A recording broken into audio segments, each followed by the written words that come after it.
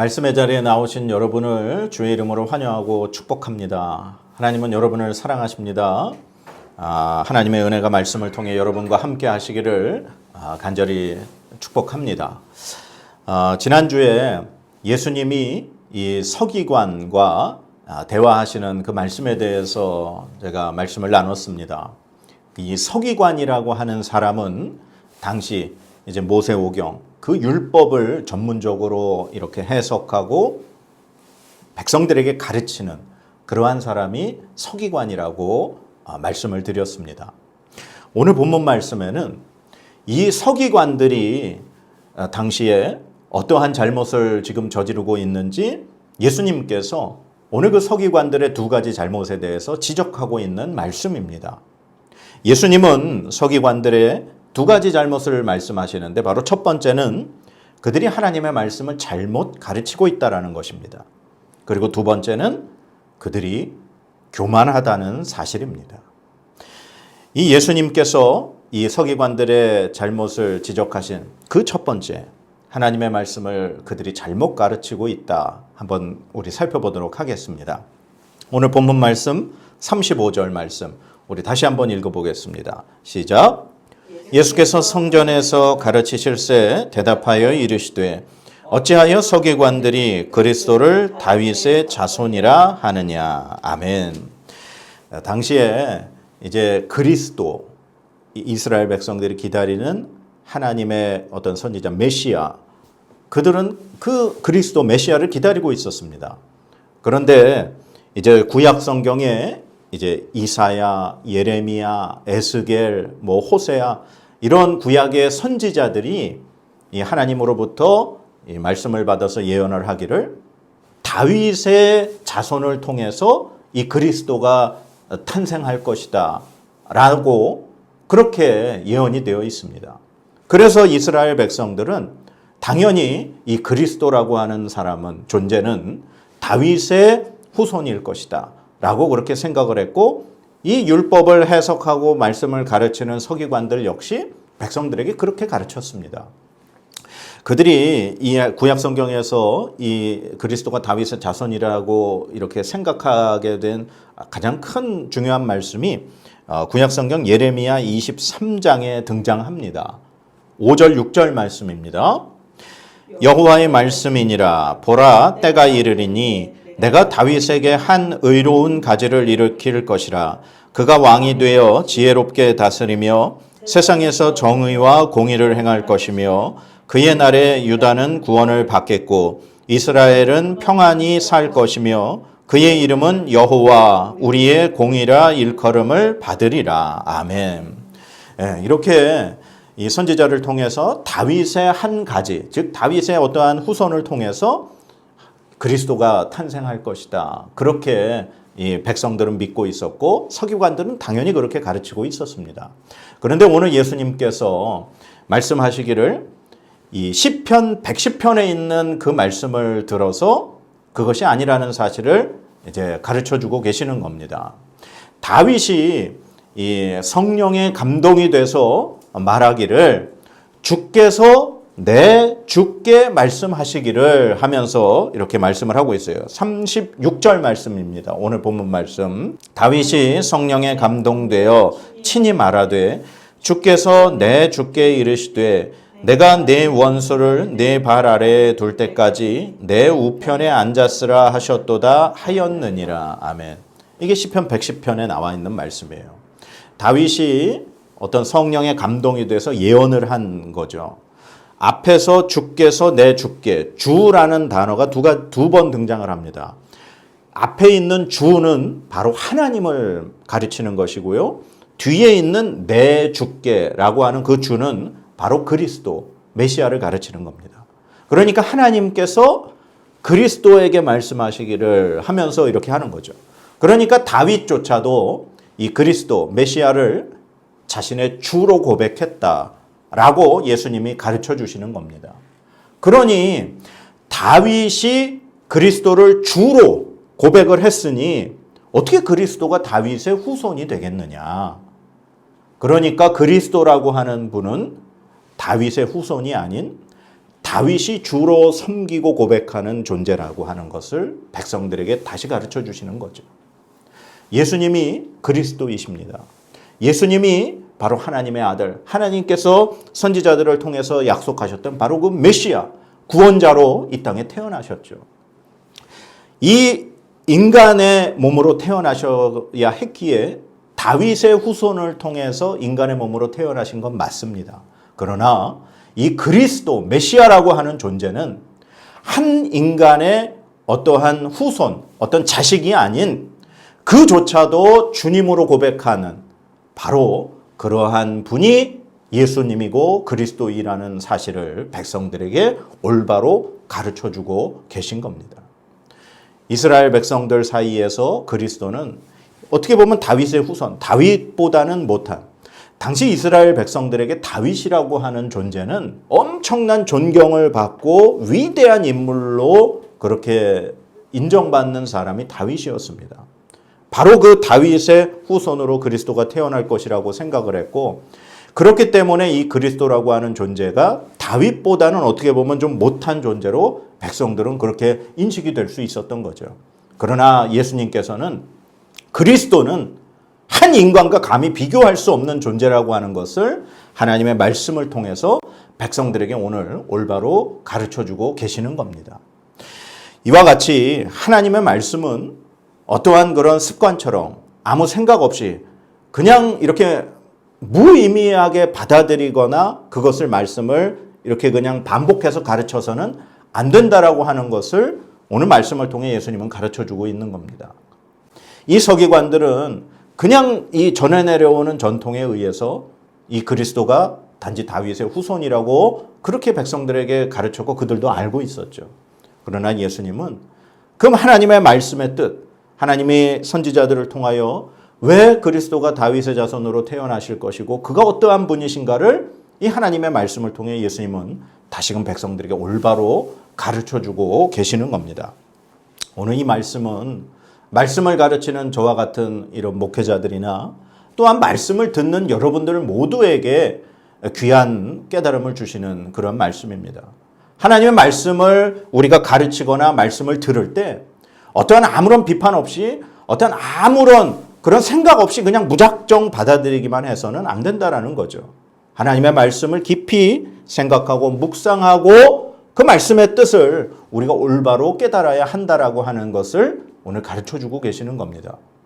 우리가 흔히 이 하나님의 말씀, 이 성경에 대해서 잘못 알고 있는 두 가지의 예를 제가 말씀드리려고 합니다.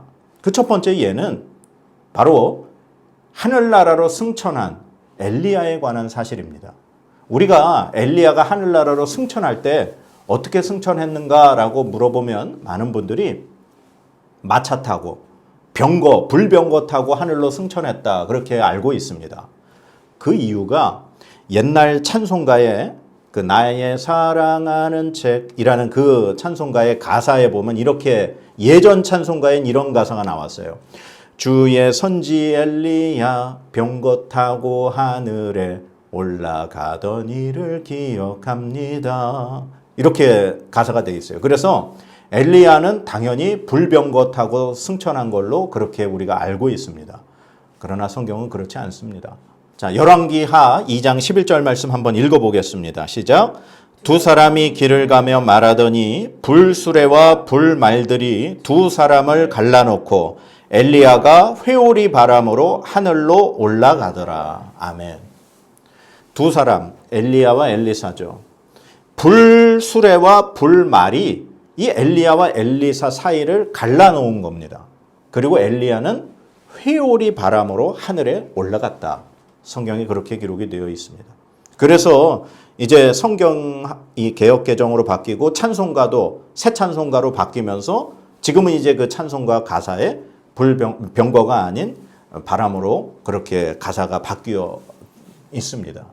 그러니까 엘리야는 하늘나라로 승천할 때 병거가 아니라 회오리 바람으로 하늘로 올라갔다라는 사실이 올바른 말씀인 거죠. 자, 두 번째 우리가 말씀에 대해서 잘못 알고 있는 것은 바로 한두 번씩은 다 들어보셨을 것 같아요. 제사장이 1년에 한 번씩 이 지성소에 들어갈 때 다리에다가 밧줄을 묶어서 그렇게 들어간다라고 들어본 적이 있을 겁니다. 그래서 제사장 옷에 달린 방울이 딸랑딸랑딸랑 소리가 나는데 혹시 그 제사장이 죄가 있어서 그 지성소 안에서 하나님 앞에 죽음을 당하게 되면 그 방울 소리가 들리지 않게 되고 그러면 이 제사장이 죽은 것이라고 알아서 밖에서 그 밧줄을 이렇게 잡아다녀서 그 죽은 제사장의 시체를 끌어낸다. 이 이야기를 아마 한두 번쯤은 다 들어보셨을 겁니다. 바로 이 제사장이 1년에 한 번씩 지성소에 들어가서 제사장 자신과 자신의 가족과 온 백성의 죄를 하나님 앞에 이렇게 속죄하는 속죄제를 드리는 이 말씀은 레위기 16장에 등장합니다. 이 레위기 16장이 바로 속죄일, 이스라엘 달력으로 7월 10일 날 행해지는 바로 그 속죄일에 관한 말씀에 등장합니다. 제사장은 1년에 한 번씩 그 속죄일에 그렇게 하나님 앞에 지성소에 들어가서 속죄제를 드려야 했죠. 그런데 그 레위기 16장에 제사장이 발에 밧줄을 묶어서 들어간다는 이야기는 등장하지 않습니다. 우리가 알고 있는 그 이야기의 절반은 맞고 절반은 틀리는데 이 제사장의 몸에서 방울 소리가 들린다. 그것은 맞습니다. 왜냐하면 이 제사장 옷에 관련된 이 말씀은 출애굽기 28장에 등장합니다. 하나님께서 모세에게 시내산에서 말씀을 주실 때 제사장의 옷을 어떻게 만들어라 라는 말씀을 주실 때 출애굽기 28장 34절 35절 말씀에 보면 이렇게 기록이 되어 있습니다. 그 옷 가장자리로 돌아가며 한 금방울, 한 석류, 한 금방울, 한 석류가 있게 하라. 아론이 입고 여호와를 섬기러 성소에 들어갈 때와 성소에서 나올 때에 그 소리가 들릴 것이라. 그리하면 그가 죽지 아니하리라. 아멘. 그러니까 제사장 옷에는 이 방울, 금방울하고 어떤 석류의 모양으로 이렇게 옷에 달려 있어서 제사장이 그 옷을 입고 이 성소, 지성소 안에 들어가야 그 소리가 움직이면은 당연히 방울 소리가 들리겠죠. 그 소리가 들려야 제사장이 죽지 아니하리라 하는 이 말씀이 있습니다. 그러니 제사장에게 금방울 소리가 들린다는 말씀은 맞습니다. 그러나 제사장의 발목에 밧줄을 묶어서 들어가서 죽으면 그걸 끄집어낸다. 성경에 그 말씀은 전혀 등장하지 않습니다. 이 레위기 10장에 보면은 아론의 아들 중에 나답과 아비후가 하나님이 명령하지 않은 다른 불로 분향단에 제사하다가 죽은 사건이 등장하죠. 어떻게 보면 이 두 가지 말씀이 이렇게 혼합이 되어서 그래서 누군가에 의해서 이게 어떻게 보면 잘못 전파가 돼서 지금까지 우리 모두가 제사장이 1년에 한 번씩 지성소에 들어갈 때 다리에다가 밧줄을 묶어 들어가고 죽으면 그 밧줄을 잡아다녀서 끄집어낸다라는 이 이야기가 퍼졌는지도 모르겠습니다. 이렇듯이 이 하나님의 말씀을 우리가 제대로 알고 연구하고 묵상하고 말씀을 봐야지 그냥 습관적으로 잘못된 말씀이 우리에게 받아들여져서는 안 된다라고 하는 것이 오늘 이 예수님의 말씀을 통해 우리가 깨닫게 되는 말씀인 줄로 믿습니다. 자, 예수님이 그리고 서기관의 두 번째 잘못을 말씀하고 계시는데 바로 그 두 번째 잘못은 서기관들의 교만입니다. 자, 오늘 본문 말씀 38절부터 40절까지 말씀을 한번 같이 읽어보도록 하겠습니다. 예수께서 가르치실 때에 이르시되 긴 옷을 입고 다니는 것과 시장에서 문안받는 것과 회당의 높은 자리와 잔치의 윗자리를 원하는 서기관들을 삼가라. 그들은 과부의 가산을 삼키며 외식으로 길게 기도하는 자니 그 받는 판결이 더욱 중하리라 하시니라. 아멘. 오늘 말씀 보니까 이 서기관들이 얼마나 교만함으로 행동하는지를 예수님이 이렇게 지적하고 계십니다. 긴 옷을 입고 다니고 시장은 사람들이 많이 모이는 곳이에요. 그곳에서 사람들에게 이렇게 인사를 받고 높은 자리에 앉으려고 그러고 그런 서기관들을 조심해라 말씀하시죠. 당시 2000년 전에 글을 읽고 쓸 수 있는 사람들은 어떤 특정한 계급뿐입니다. 오늘날처럼 모든 사람이 글을 읽고 쓸 수 있는 그런 분위기가 아니었죠. 그러니 당시 대부분의 백성들은 글을 읽거나 쓸 수 없었고, 더군다나 이 책, 당시에는 종이라고 하는 것이 워낙 귀중했기 때문에, 그리고 워낙 비쌌기 때문에 사람들이 어떤 책이라는 것조차 쉽게 접할 수가 없었죠. 그런데 하나님의 말씀인 이 구약 성경을 다루고 해석하고 백성들에게 안식일마다 회당에서 가르치는 이 서기관들이 백성들에게 얼마나 존경을 받고 어떻게 보면은 이렇게 높임을 받았는지 우리가 감히 상상해 볼 수가 있는 겁니다. 그러니 그들의 마음이 얼마나 교만했을까. 그래서 예수님은 이 교만한 서기관들을 조심하라고 말씀하고 있는 겁니다.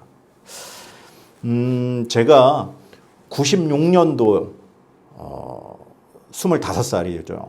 그때 첫 교육전도사를 시작을 했습니다. 그렇게 해서 교육전도사 그리고 이제 전임전도사까지 약 15년 동안을 교회에서 전도사로 그렇게 사역을 했어요. 교회에서 당시에 전도사님이라고 해도 목사가 아니었어도 전도사님인데도 성도님들이 교회만 가면 아우 전도사님 전도사님 하면서 저를 그렇게 그냥 높여주시고 뭐 식사 대접도 해주시고 그런 사랑을 참 많이 받았습니다. 그 전도사 시절에 얼마나 교만했는지 지금 와서 과거의 제 모습을 이러고 살펴보니까 제가 얼마나 교만했는지 그때 당시엔 정말 몰랐었던 것 같아요. 그런데 제가 15년 동안 그렇게 전도사 생활을 하다가 10년이라는 기간을 목사가 되지 않으려고 그냥 일반인의 삶을 그렇게 살았습니다. 그런데 그 10년 동안 일반인의 삶, 목회자가 아닌 목회자의 자리, 교회의 자리를 떠나서 일반인의 삶으로 살면서 목회자들을 바라보니 그때 당시에 보지 못했던 것들이 보이기 시작했습니다. 그 자리에서 성도들에게 말씀을 가르치고 설교를 하고 앞에서 찬양 인도를 하면서 어떤 내 자신이 보여졌던 내 자신이 느꼈던 그러한 것들이 정말 하나님 보시기에 얼마나 교만하고 잘못된 행동과 마음이 있었는지를 깨닫게 되었습니다. 그래서 얼마나 회개하고 참 부끄러웠는지 모릅니다. 목사가 된 지금도 사실 교만하지 않으려고 제 자신을 많이 다잡습니다. 그 자리에 있으면 내 자신이 어떤지 나의 모습을 못 보는 것 같습니다. 한국 교회의 분위기는 특별히 교회의 목회자라면 목사님들, 전도사님들이라면 교회 내에서 굉장히 이렇게 높이고 섬기는 그러한 분위기가 있고 문화가 있습니다. 그래서 간혹 가다가 어떤 목사님들이나 전도사님들이나 목회자들을 보면 정말 얼마나 교만한지 모르겠어요. 저 자신도 지금도 교만할지 모르겠습니다. 그러나 하나님 앞에서 우리는 절대로 교만하면 안 될 줄로 믿습니다. 교만은 패망의 선봉이요 거만한 마음은 넘어짐의 앞잡이라고 하나님의 말씀하셨습니다. 하나님은 교만을 절대로 용납하지 않으십니다. 특별히 교회 내에서 하나님의 말씀을 다룬다고 하는 어떤 목회자들이나 또한 지도자의 입장에 있는 분들 계시다면 늘 나 자신을 살펴서 내 자신이 정말 사람들 앞에서 교만한 자인가 아닌가를 늘 점검해야 할 줄로 믿습니다. 내 스스로를 내 있는 그 자리에서는 절대로 바라볼 수 없고 알아챌 수 없습니다. 그 자리가 습관이 되고 그냥 계속해서 젖어버리면 굳어져 버리고 나는 그냥 사람들 앞에 그렇게 당연히 인정받고 존경받고 그렇게 높임받는 사람으로 착각하게 돼버리는 것입니다. 그래서 우리에게는 날마다 나 자신을 말씀 앞에 살펴서 우리가 정말 교만한 자가 되지 않도록 끊임없이 부단히 무릎으로 하나님 앞에 나아가야 할 줄로 믿습니다. 사랑하는 여러분, 이단들의 특징이 뭔지 아십니까? 이단들이 어떠한 다른 그들의 책을 가지고 그들의 교리를 만들 수도 있지만 이단들 역시 사용하는 것이 바로 성경입니다. 이단들은 어떤 특별한 한 구절 한 구절만을 모아서 그들이 주장하는 그 교리에 맞게 하나님의 말씀을 사용하는 것이 이단들입니다. 그러나 하나님의 말씀은 그렇게 습관적으로 생각 없이 반복적으로 어떠한 특정 부분만을 발췌해서 사용해서는 안 되는 것입니다. 하나님의 말씀은 전체적인 그 내용을 파악해야 하고 그때 당시 하나님께서 말씀을 주셨던 그 당시의 상황을 고려해야 합니다. 그리고 하나님께서 그 말씀을 왜 주셨는가 하나님의 뜻을 이해해야 합니다. 그리고 그 하나님의 말씀이 오늘날 우리에게 주시는 그 뜻도 함께 이해해야 하나님의 말씀을 제대로 이해할 수 있는 것입니다. 오늘 서기관들처럼 하나님의 말씀이 그냥 습관처럼 그냥 반복적으로 그렇게 가르쳐지고 적용되어서는 안 됩니다. 하나님의 말씀을 묵상하고 연구하고 깊이 되새김하면서 그 하나님의 뜻을 구하는 그러한 말씀이 되어야 여러분들에게 생명을 주시는 하나님의 말씀이 될 줄로 믿습니다. 바울이 복음을 전도할 때 베레아에 있는 사람들에게 복음을 전했습니다. 그때 베레아에 있는 사람들은 데살로니가에 있는 사람들보다 더 너그러워서 간절한 마음으로 말씀을 받고 이것이 그러한가 하여 날마다 성경을 상고했다. 그렇게 사도행전 17장 말씀에 기록이 되어 있습니다. 이 베레아 사람들처럼 우리들은 하나님의 말씀을 받아들일 때 간절한 마음으로 받아들여야 합니다. 그리고 그 말씀이 그러한가 하여 날마다 말씀을 상고했다. 묵상해야 하는 줄로 믿습니다. 그래야 그 하나님의 말씀이 우리를 살리는 생명의 말씀이 되는 줄 믿습니다.